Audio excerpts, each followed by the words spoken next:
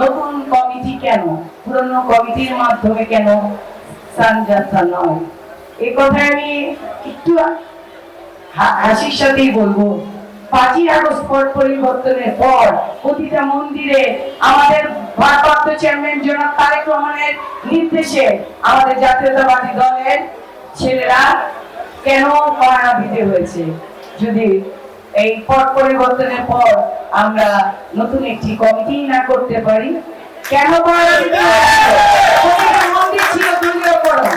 আমরা বলবো প্রতিটা ধর্মস্থান হবে দল মত নির্বিশেষে সকল জনগণ।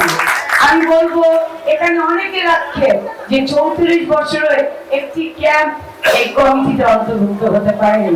আমি এখানে যারা আজকে আপনারা চাচ্ছেন যে আমরা সম্মিলিত ভাবে এই দায়িত্ব পালন করবো, তাদের সবাইকে একটাই বলবো আমি যে প্রতিটি ক্যাম্পে থেকে একজন করে যেন সদস্য আমাদের এই কমিটিতে অন্তর্ভুক্ত করা হয়। এবং এখানে সম্পর্কিতে আমরা শুনেছেন, বক্তব্য দেওয়ার মতো সময় এখন নাই।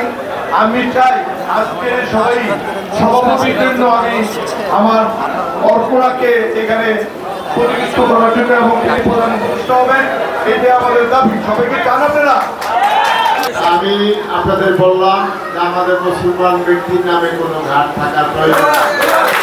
আপনারা কালকা আপনারা সবাই মিলে প্রশাসনের সাথে আলাপ করে ওই নাম চেঞ্জ করে আপনারা আপনাদের যে ধর্মীয় যাকে দিলে আপনাদের সুবিধা হয় তার নামে আপনারা ঘাট করে ঘাটের নামকরণ